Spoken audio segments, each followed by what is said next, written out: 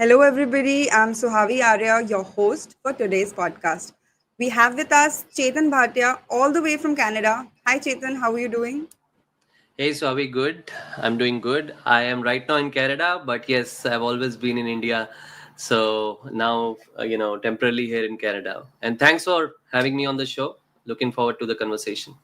Thank you. Thank you so much for keeping us and allowing us to be part of your busy schedule.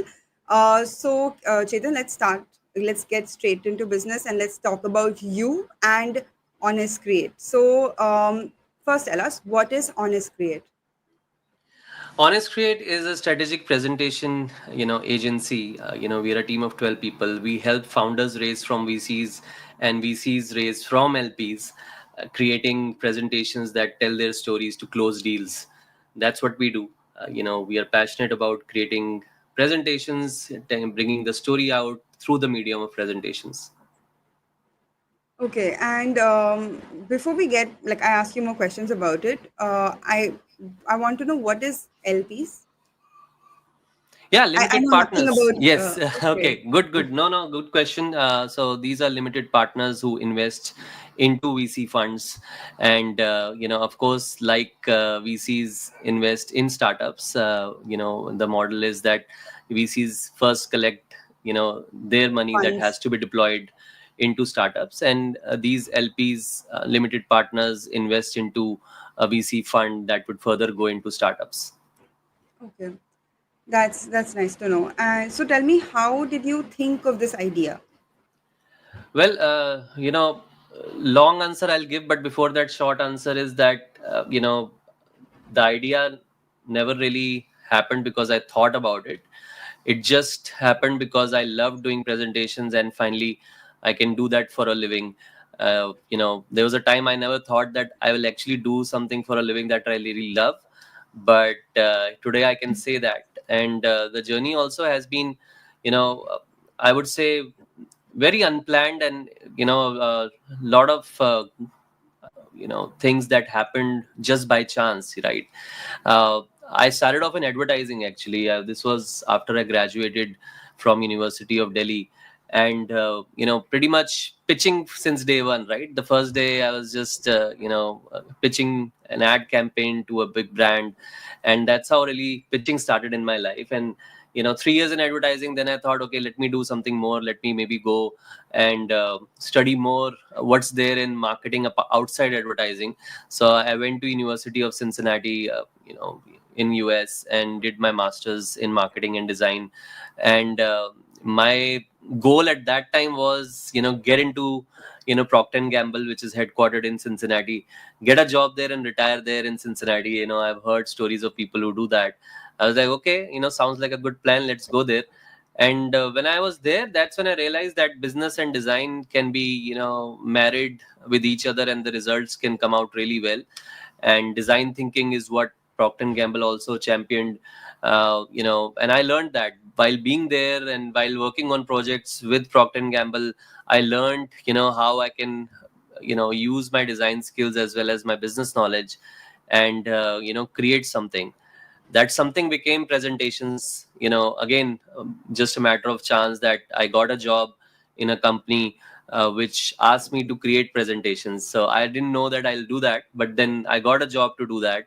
And I was handling an account which was over a $10 million account for that company.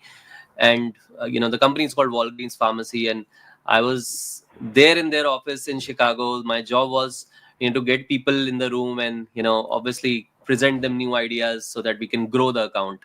And presentation work really was large part of it, and that's how my journey into presentation started. Yeah. And just to continue that, so that you know that how honest grid started, you asked me. Then I came to India. I wanted to do something of my own, but I didn't know what exactly I wanted to do. And I thought, why don't I work for some startups till I figure out, because I knew I loved presentation, but I didn't know that I can make a business out of it. So I worked for a few startups. I did their sales presentations. Then I finally figured out, okay, they also need investor presentations, and I worked for few while I was working. And then when I quit my job, finally I thought, okay, now this is something I can make a business out of. At least I can start doing it as a consultant first, and gradually, I quit my job in February of 2020. COVID hit in March, and it was a very bad timing that way. But yeah, I mean, gradually, just we kept getting more work, and I had to increase my team. Vrinda, my co-founder, joined in, and we all realized that this can actually be a business now. Okay. So, thank you for sharing all that with us. I have a two-part question to this. The first part being, since you just shared that you have a co-founder, I wanted Yeah, to know what are the different verticals that you both have divided between sure. you guys. And the second thing I wanted to know was, you said that you started getting a lot of clients, and so you had to grow your team. So I'll ask that question after you answer this question. So I wanted to Sure. ask you about that. Sure. No, no. This is great. That the other thing that happened very beautifully, I would say, is that as someone that started together as a co-founder, even though initially we used to you know divide the presentations, like if you have five clients, you will do three, I'll do two, and I'll look for more clients. So it was very sort of across the presentations. Gradually, as we grew, now we are 4 years into the business, we have a team of 12 people. uh, you know now the roles are very much divided, because she handles the entire delivery and operations part of it, like when the client comes, and the actual presentation and working with the team. Whereas I work on you know uh, working with the clients initially to understand what's the scope, and to basically be the person, be the face of the company, and also do a lot of workshops and outreach on our end. That's done, and I'm the one who brings in the projects, and she's the one now who gets the projects done. So it's very much divided between both of us now. So, okay, I'll just follow up on this right now. So, how did you realize that this is the role you wanted in this company, like in Honest Create, like between you guys? How did you fall upon these roles? Yeah, it's just something that matches my personality more, and something I love doing. I love being out there, and talking to more people, talking to new people, and just networking in general. Understanding businesses and founders and their pain points, and just, even though they're not our clients, I love that part of helping them in any way, having those conversations. I'm in general that curious person who likes to also go out and socialize too. So I think all those skills matched what I'm doing now more. And I have personally done a lot of business development, sales, corporate brand building in my 15 years of experience. So this role, something that I'm doing now, it's just something that I love doing more, right? Although I do presentations, I do review all the presentations, I do I'm involved in at least seeing all the projects that we do uh, at certain level. But Vrinda enjoys the execution part more, and she goes more deeper into getting it executed with the team. So I think that's why it's divided between both of us very nicely. That makes a lot of sense. So let's go back to the question I've been wanting to ask, which is, was it difficult since you said you started getting clients and you expanded your team? Was it difficult getting clients initially? Oh yeah, absolutely. I mean, when you're starting off something new, I mean, people don't know you much. It was difficult. I would definitely say the first project that we got was through an old contact only, and I'm still very thankful. that we got that project. And this was purely because that person knew me before. And the first project is always a good start, that it tells you, okay, let's get started. But getting more projects was definitely difficult initially. I didn't have a lot of portfolio, of I mean, I had some portfolio in my previous company, so I showed that. I mean, I created presentations for my previous companies, but you still don't have a brand name. People don't know you, so it is hard. But I think two things I did, which I feel that has helped me a lot, and I would encourage others also to do, is be part of startup communities. I was fortunate to be part of Head Start, the startup community initially when I was building my business. And it's one of the biggest communities, right? And people there are also very, very helpful. So when you are there, you're always trying to talk to more people, and you're organizing events, even though your intention is to help others. But gradually you build your own network as well, right? And those are the people you go and ask for work. The second thing I want to say is, you don't ask, you don't get, right? Like, I was never hesitant to go and ask for help. I was never hesitant to you know uh, go and ask in any way that anybody can guide me to the person who can help me. So I think those two things helped. Third thing is, we started doing webinars with people who have brand name already in the market. So that was my one thing that I feel that worked out, because people didn't know me, but people knew Head Start. People knew these other people that I was doing these webinars with, and that's what initially at least got the brand name out. And gradually, of course, it also helped in getting those clients, sometimes from the webinars or sometimes even outside, to show them that we do webinars. It's sort of building that trust, right? So I think building that trust is very important, and that's how you win your initial clients. You tell them how you do it. When you get on a Zoom call, you actually are able to show how will you go through the process.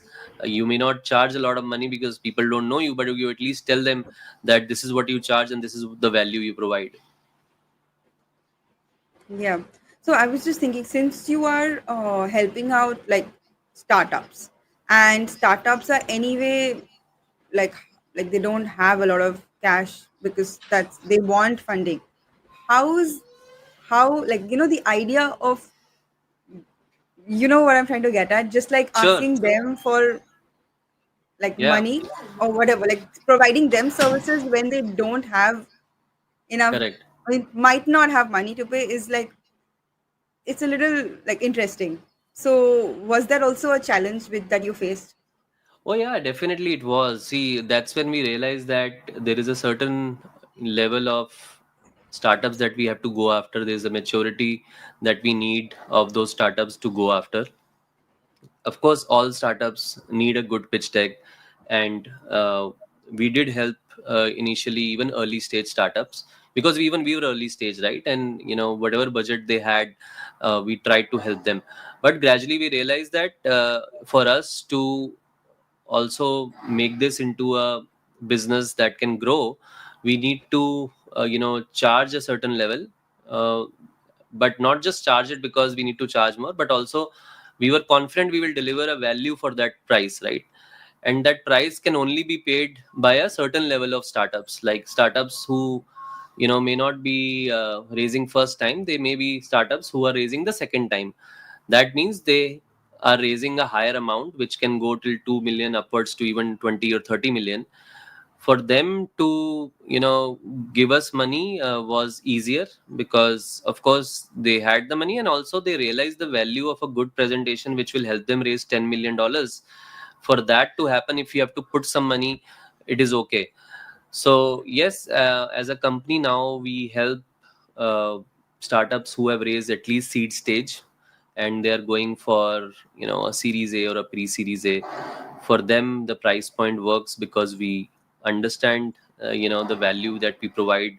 We can deliver for that price. Yeah, yeah, that makes a lot of sense because once you started explaining to me what you do, I wanted to know how are you like doing this. But good to know. So you've I'll tell said you that. one thing. I'll tell Yeah, you tell me. one thing very interesting, and this is some. one of my most important moment in my entire journey, 4 years. There's one client who actually told us that what you are charging right now, you can actually charge more than what you are charging. The value you provide, is something that you can charge more for. uh, you know I think that one thing, when I realized, it changed my perspective forever, that I know the value I can provide. So rather than going to everybody who may not value that and may not give me that price, I'll go to people who are more important, who are more focused on the value and not just the price. Once I show them the value, I think the price will come. So that was something that doesn't happen to a lot of people, right? Clients telling you that you should charge more, and that's the best advice I ever got. Yeah, that thank you for sharing that with us. Um, so you said that you've and my next question actually related, somewhat related. Yeah, You said that you've Honest Create has now completed like around 4 years. yeah, So what has been the most satisfying moment till now, besides the story you just shared? Other than that, yeah. can you share something else? Yeah. Uh, the most satisfying thing for us is when I see the kind of companies we've worked for, and those companies referring us to their founders or their network. I feel that's the most satisfying thing. The brand you have built in the last 4 years, where people, at least in India, founders know us, and in a lot of groups, if somebody is asking who's the right person for pitch deck, and our name does come up, and sometimes there are 2 3 people who said that I also answered and tagged you or gave your name. And in the same group, there was a moment where 3 people had suggested our name. We were not part of that group, but I was not part, but somebody shared a screenshot that you are pretty popular that way. So I think that's very satisfying. And the brand that you've built, it takes time to build. And I feel in the 4 years what we have built, the most satisfying thing is people see us as you know at least top people to go to when it comes to presentations in India. Yeah, that's true. So, do you feel that you and your team and your organization have, like, are there some key values that you feel that you represent, which is why they are coming and they are promoting, like your clients are also promoting Honest Create? And what are these key values do you feel that? Oh yeah, absolutely. I think eventually it is what you the values that you talk kind of reflects in your work, everything else. For me, day one, our name is Honest Create. We want to deliver value and create value. That is why the name Create in it. But there is an honest approach to do that, right? And our honest approach means, of course, it's transparent. That's why honesty, but also it means that how you can marry business and design. Going back to what I learned, I feel that if you communicate the right way and design it the right way, the end value can be delivered. And that's exactly what we do, right? And that's why I feel that those values also reflect in the team. I'm very fortunate to have a great team. Each one of them represents that value, right, to the outside organization. When we do something and we feel we are not happy about it, we actually go back and make further changes. So there is a level of where client is satisfied, and then there's another level where we are internally satisfied or not. I think those values really help when you are growing a business. They help you create that trust with others. B2B marketing, or in general, everything is about that trust, right? If people can trust you, they will refer you, right? And I feel that wherever we go, wherever we talk, we at least bring out those values. We don't exaggerate anything. We don't unnecessarily create marketing that is not correct. Even our podcast is called Honest Podcast, like the Karnama and an Honest Podcast. And the idea of that podcast was also to get people together, VCs and founders who are our clients or who are even not our clients, just to talk openly about what are the main issues, opportunities, and how should founders be talking to VCs. We keep it very light-hearted. So, transparency in general, I'm a big fan of. I feel that, that can really, that can be something that you can, at least talk about it to your clients, and they understand you more, they trust you more if you're authentic, right? Yeah. Yeah, I'm sure that helps you guys a lot. So, since you're a team of 12, Yeah. and do you feel that it is difficult to maintain or foster or create creativity in terms of like presentations? And I'm assuming because there may be similar kind of startups or similar kind of people approaching you, then how do you ensure creativity in your field, because that is absolutely necessary, because they might be going to the same VCs and LPs like Yeah. you said. So how Yeah. do you do that? So, see, we are divided between the team of 12. We are divided into, certain aspects of presentation. They have, there's one third of the team divided into creating the whole content and narrative. Then there is the other one third who do the design work, right? And then there are people in the middle who actually do both, right? They do understand the content and the design. And we feel that with this process, at least, we all have a certain area to innovate and get better at, right? And that's the scope of your creativity. And then, inside that, you can go further and keep improving yourself, that the presentations that a content person did 2 years ago versus what they're doing today, are they even better than what they were doing before? What are the new things that we have learned, right? That is one way of everybody's trying to level up their game, right? They're trying to do better than what they did before. They're trying to learn online. There are a lot of things that you can learn online these days and learn from. So I feel we keep doing that. We keep going back to our old presentations and see that are our new presentations better than what we were doing before. If they're not better, how can we make it better? And that's how I think you can be more creative and try to push that envelope. Yeah, yeah, that makes a lot of sense. um, I actually don't make a lot of presentations, and when I do, I end up using the same stuff because I just like the format. I like how it looks. I like these fonts. So like I Yeah. stick to the stuff I know, and so I get what you mean. And even I'm assuming whoever sees my work must be thinking why, like, but I get it. So okay, so my next question is, how do you define success for yourself Hmm. and your business? I think success for us, I have already answered that in a way that the brand that we've built, today is the successes that I feel like to measure on. That if we are being continuously sort of suggested by other founders, I think that's a success, right? But Yeah. on the client side, it's very important that the success is also measured. One way that we feel that success, we measure our success of our presentations that we do for startups, is that helping them get more meetings with their investors, right? We definitely are in touch with our clients to know that how's the deck working, are you getting more meetings than what you were getting before? And eventually, yes, if you get more meetings, there are higher chances of you also raising the funds. In total we have raised over 400 million so far across our startups. But that's just one metric that tells more about our traction, right, and whatever we have done in the last 4 years. But in true sense, the success of our client lies in how many more meetings they are getting with our presentations versus what they were getting before using our presentation. So that definitely is one success metric that we go after.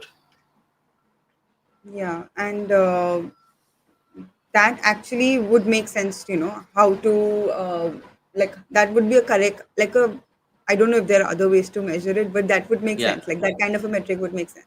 Absolutely, Yeah. absolutely. See, so a lot of problems, I'll just try to explain more, is a lot of times founders come to us that they know the story that they want to tell, right? And they're very good at even telling verbally. But when it comes to their presentation, the story is not coming out, on its own. Like if somebody opens the presentation, they will not have the same understanding, or the impact may not be the same as someone presenting. Our first job is that whatever you want to say, is it coming out in the presentation, even if you are not there to present, right? And it's not easy to do that, right? A lot of people are great at talking, but sometimes putting it in the deck needs a specific specialized skill. And for us to do that, we also have to understand what's going on in their mind. It's not a design job only. So that's very important to know that while our end presentation looks great and the design is great, but the work starts much before the design. The work starts with, for example, Suhavi, for whatever reason you are creating the presentation, I will first like to know, why are you creating the presentation, for what reason, why are you using the same template, right? Why are you using the same font? That all will come later, but first I want to know, what is the communication, what is the target audience or the audience of this presentation, what are the key things that you want to highlight in the presentation. Let's figure that out. Let's figure the content first and the story and the flow of the presentation, then let's come to the design part, the fonts and everything else. I think that's secondary. So our main USP is that how we help you get your story out, whatever you are saying, whatever it's you are thinking, how can we help you even think better. At times it's not just about hearing what you are saying and putting it in the presentation, it's also bringing our perspective, saying that we have done over 400 presentation, we can actually tell you, why don't you talk about this aspect in your Yeah. presentation. So that's where the real value is, I feel. And of course design also, it's real value, but before design, I feel what's more important is the content and the story. Yeah, so you bring in a lot of third party perspective. Somebody is not attached to the idea or the solution. So you just feel that that Yeah, would help them as a client or a investor. So you give them that lens as well. absolutely. I think that's the great point you hit on. That's the real value, right? That, see, there are three kind of problems we solve for founders. Founders who are raising anywhere, Series A plus. First problem is that they don't have time to do it. So of course they come to us saying that, I know what to say, but I don't have time to put it in the presentation. You guys do it. The second problem we are solving is that, maybe they have put it in the presentation, but somewhere the flow of the presentation, or how it's visualized, how it's designed, the impact is missing, right? Then they need specialized services from us, and we do that. The third is what you just spoke about. Sometimes they are so used to talking the story the same way, they feel that if it's not working, why it's not working. Maybe they come to Honest Create, they will get a third perspective, that this is also a way to tell the story. Maybe how you are telling, is losing the impact because you're saying too much about one aspect, or you're saying sometimes too many things. A lot of our job is to first cut down that, don't say too many things, only say these things and say it with impact. So that third perspective definitely helps a lot to any founder. And we as a team of people who have come from consulting background, who understand startups, who've been, ex founders, we bring that perspective in. Yeah, and I think saying things briefly is an art. Getting your point across in the most like specific and minimalistic way is also an art. Like just putting less words and just creating an impact. I think, yeah, Yeah, that pictorial makes sense. representation, right? Like, at times you can say less with more, and probably, you can, I would rather say more with less, that you use the right kind of pictorial representation to communicate. And pictures sometimes can, can leave a mark, right? They can be in person's mind longer than just reading text. So it's a lot more about pictorial representation as well. Like, how can you make it pictorial so that the story really comes out.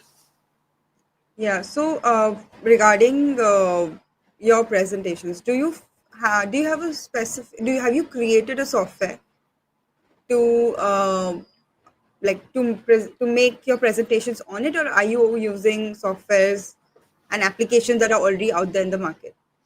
No, we are using the current applications, like Keynote or PowerPoint. We obviously feel that if there are current tools out there, why to reinvent the wheel, right? And Mm-hmm. our main value is that how we listen to the founders, make the story, and then design it. So we're not using, or we're not creating a software to do that. What we are doing is we are saying that, you know based on what your story is and what you want to say, this is the framework that works better for you. And we can then build upon that framework and kind of create your deck. But yeah, the usual tools, and we are always looking for new tools to use ourselves as well. But we are not a software company that does presentations. We are actually a service based company that uses technology to do Yeah. better presentations. Yeah. So that means it's like for you, it must be absolutely important to hire the right people. So the Yeah. 12 people that you've hired they have to actually add specific kind of value to your organization, and only then it flies. Otherwise, I'm Yeah. assuming it doesn't Yeah, fly. it is a people business, right? So you need the right people to deliver the presentations. Absolutely. Okay. So, do you feel that what kind of risks have you faced in your business, and how have you approached them? Well, as a businessman, there's always, a risk, right? It's a risk reward ratio that you have to manage at the end of the day. You take bigger risk, the rewards can be big, but, of course, uh, they're not certain, right? So I feel, risk would be for us to, grow our team before we have more clients, for example, right? That can be one risk, that we feel that we are anticipating, we are growing, we'll probably have these many projects in the coming months. And let's also, based on that assumption, let's hire more people. I mean, that's a classic risk, right, for any agency. So I think the way you deal with that is, you firstly make very realistic goals, that right now this is your pipeline, these are the number of clients you have. This is the time of the year where probably the activity will pick up. You are going to new country. That's another risk, by the way, I'll come to that. Now we are in a new country and we are starting our operations here. But I'm just saying, you try to take that decision based on these factors, right? What is coming up in the few months going ahead. And then based on that, then you hire the people, and also see that you don't want to hire too many people, you want to hire the right kind of people also, right? Because that's another risk. If somebody doesn't work well in your company, then you are going to lose that money that you'll give in the initial 2 3 months. So that risk you minimize by having the right kind of interview process, having being patient with the right kind of people you want to hire. So for example, for us, we always give like an exam to someone who's coming in, so that we can see their work before we actually commit.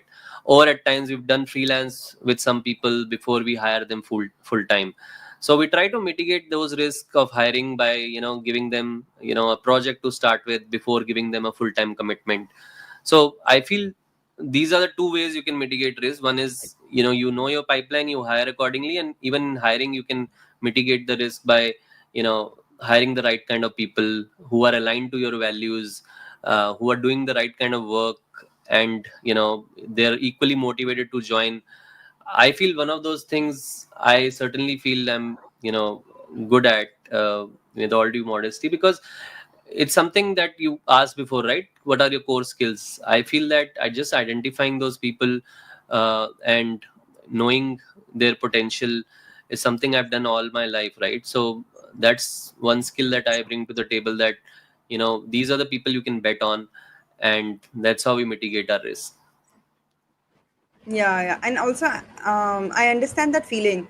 I used to do, I sort of did interviews for my previous organization. And when those people got in eventually and did well, it Yeah. felt like a personal proud moment for me, like I was a parent.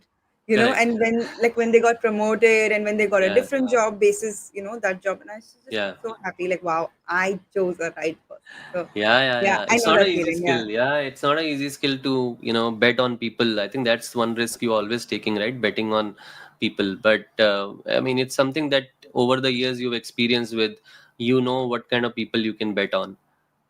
Yeah, and obviously it takes time to get to that place when you can actually recognize the kind of people you want. But Correct.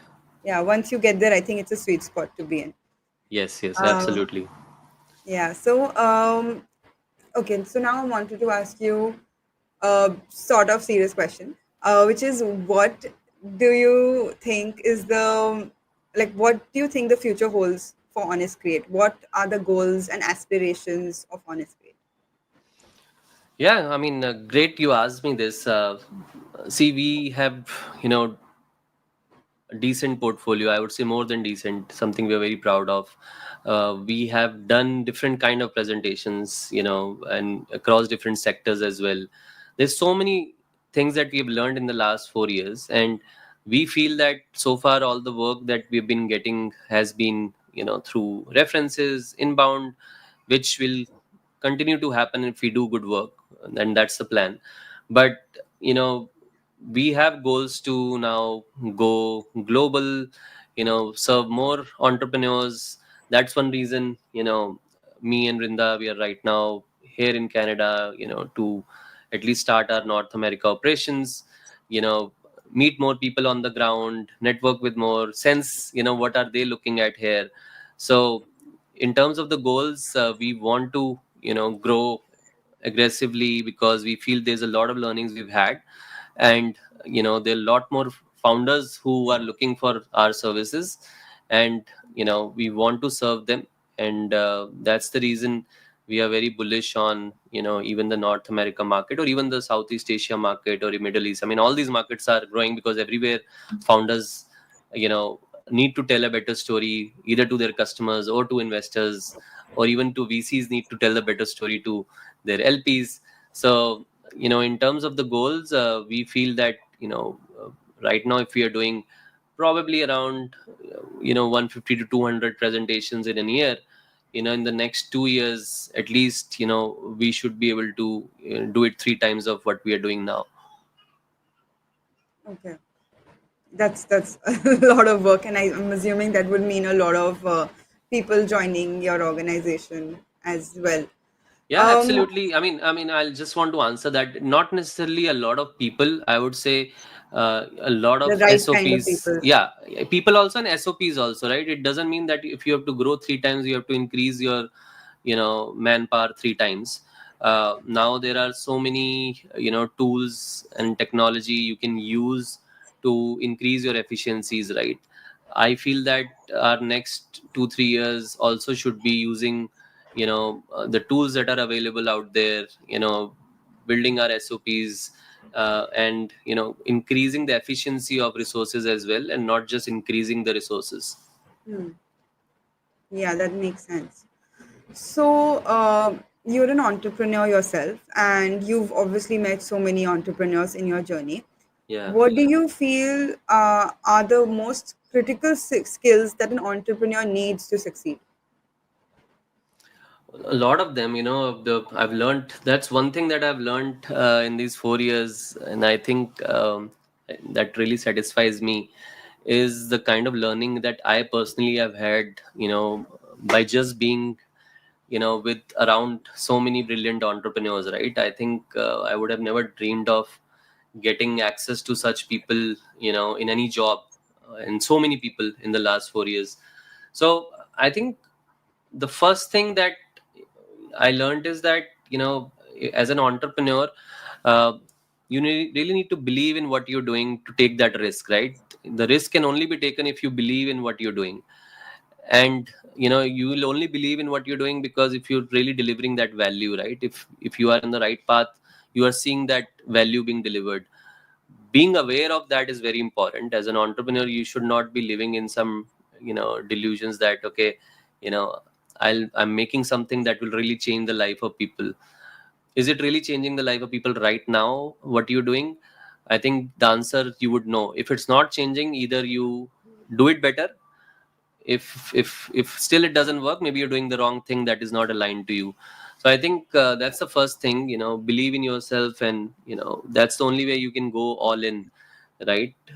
The second thing is going all in. You can't do it with your job. Some people can do it. I feel that going all in is very important. That when you're committed, you show all your commitment to one thing rather than doing too many things. uh, Doing too many things is also sometimes very overwhelming, and it can confuse you that what all you're doing. I think setting your priority is the other skill set. Like, as an entrepreneur, you have so many things to do, right? uh, in marketing, there's this content marketing, there's video marketing, there's email marketing. Then in sales, this is these processes, the decks that you have to share, the discussions you have to have, and then there is a team that you need to also keep motivated. I feel that prioritizing becomes such an important thing for any entrepreneur, right? Every day you have 100 tasks to begin your day with, and as an entrepreneur, you're always thinking new things, right? So I think that prioritization becomes really important. That's what I have realized in the last 4 years, that this is something that I always underestimated, prioritization. But there is no bigger skill needed for entrepreneurship than prioritizing your tasks and your goals, in the coming months. So I told you at least three things. Yeah, There are a lot more, but I think the top are these three. yeah. Thank you so much for sharing that. So I am assuming. Okay, no, I'm not assuming. Let me just ask you. Do you have any book, mentor, or like Mhm. an event that significantly influenced your journey into this startup? I think I'll say, definitely a book. The book is called Blink, and what basically it says is that, the first thing, the first thing you think is usually the thing that you should go ahead with, right? The hunch or the feeling from inside, the intuition, whatever you want to call. Some people don't listen to it, and they take a decision very analytically, and then sometimes that works too. I feel that I always used to take decisions uh, from the heart, and I feel that I never used to think a lot to take decisions. I don't think so all those decisions were the right decisions. And what I realized by reading that book was that somewhere it may be the right decision, but if you want to take that decision, just think about the consequences, think about everything else, and then take a decision.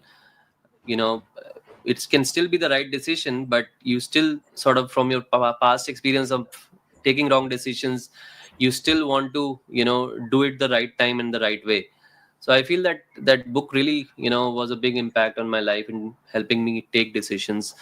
Alchemist is another book. I mean, it's a very cliched answer, but I mean, people use it a lot in their personal life as well. That one thing that you think, and the whole universe conspires to do that, right?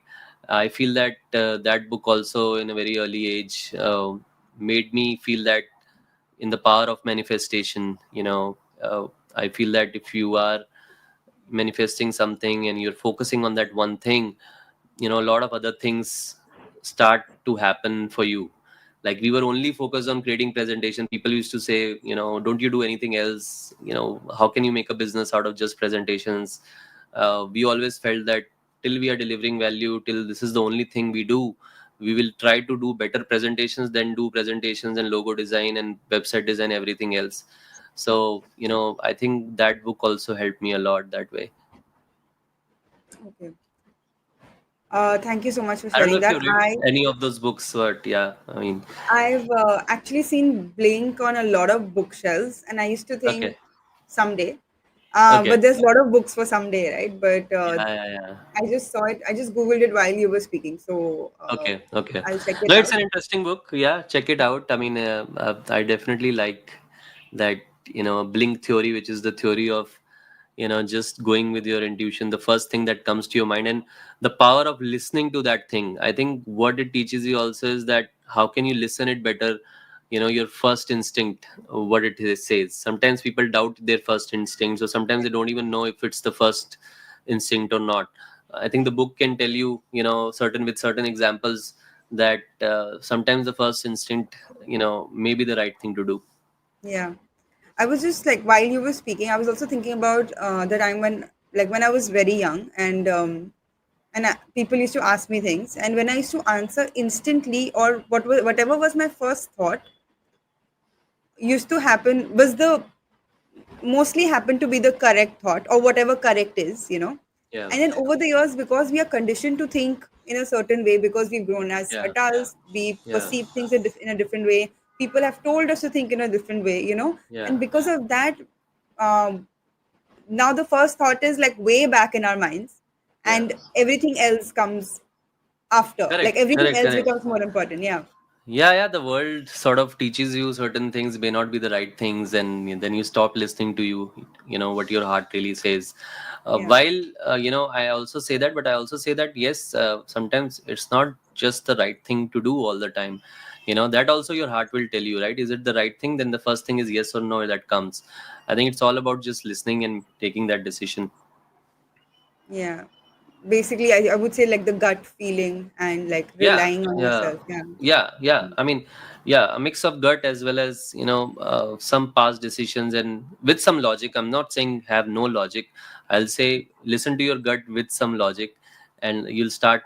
Maybe when you read the book, you'll know better how you can Mm. listen to your gut and still apply some logic to it. Okay. Okay. So, thank you so much for that, Chetan. I would like to ask you just one last question, and this is for the this is you talking to the absolute newbies in the Yeah. startup world, Okay. not the second seed or whatever seed level. I'm so sorry, I don't know the terminology, right? So Yeah. Yeah. not the people who are there, but like just the newbies. Yeah. What is the advice that you would give them to succeed in this world? Well, I feel that the first thing that I would say to anybody starting up, right, specifically for entrepreneurs, is that, going back to my first thing that I just said, right, my tips to the entrepreneurs is, you know, believe in yourself, believe in what you're building, and see that if you're really solving a real problem. That's very important. Sometimes you think that this can solve a problem, but it may or may not. I feel that you should first test it out in your market, that it can be anything. I'm not saying test out the whole product which is not even built. I'm saying just ask more people that would they like something like this if it's built, right? And the second thing is, whenever you try to become an entrepreneur, before that, get some experience, 3 months, 6 months, if you've not had an experience before. Just work for any startup in their founder's office, right? I think these days a lot of startups now hire in their founder office. Basically, you are pretty much next to the founder of the company and doing everything that that person is doing, right? I feel 3 or 6 months working in a founder's office can teach you a lot of things. I would say go for that before you start jumping in. You can still keep thinking about your product, validating it, research it, but just being in a founder's office can give you a lot more exposure and a lot more clarity. And you can also give you a lot more mentors, which you'll need down the line for your own startup. That's one tip that I'll give. I think there are a lot of tips out there, that everybody will give, but I feel just working 3 to 6 months in a founder's office is something that you should do. And you can be upfront that, hey, I'm thinking of doing something of my own, but in these 6 months, if I work for you, I'll deliver these things. So that also can be a good strategy to go for. Yeah, like an internship or like a. Yeah, internship, or yeah, something like that. I mean, I Yes. just formalized it by calling an internship, but yeah, you were saying the same thing. Yeah, I mean, Okay. a founder's office is sometimes even given to matured people, in the sense experienced people who have worked for 5 7 years. Hmm. This is sort of a role where you are thinking across the company, everything, and getting things executed for a founder. So, it can be an internship too if it's your first job. And, Mm. yeah, I mean, I think internships are great ways to learn before you jump something of your own. And the sooner you start, the better. I think to even students or anybody else listening to this, I would say, there's no certain age to start your internship. We had an intern in our team who started off in 11th grade. When COVID had hit, he had the time and we knew him, and he, pretty much started his internship in 11th grade. And the kind of exposure now he has, 3 years working with us, any degree cannot teach you that. Yeah, yeah, I'm sure. Okay, thank you so much, Chetan, for joining us today. I had a lovely time talking to you, and I learned a Thank lot you. today. Thank you so much. No, this was great. Thank you for inviting me and having me tell my story. I hope that you also got some inspiration, and what you're doing is amazing. You're making 1 million leaders. Uh, I'm happy to be part of it. Thank you so much, Chetan. Bye bye. Take care. Bye bye.